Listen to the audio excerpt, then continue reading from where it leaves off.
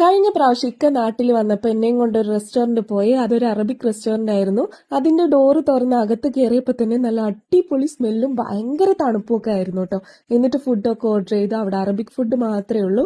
അത് കഴിച്ചുകൊണ്ടിരുന്നപ്പോൾ ഇക്ക എന്നോട് പറഞ്ഞു, ഇനി പറഞ്ഞ ഗൾഫിൽ കൊണ്ടുപോയില്ല എന്നൊന്നും പറയണ്ട, നല്ലോണം ആസ്വദിച്ച് തിന്നോ, ഗൾഫിൽ പോയാലും ഇതേ ഫുഡും ആംബിയൻസ് ഒക്കെയാണ് കിട്ടുകയെന്ന്. ഞാൻ ചോദിച്ചു, ഈ സ്മെല്ലും ഗൾഫിലെ പോലെയാണോ എന്നുള്ളത്.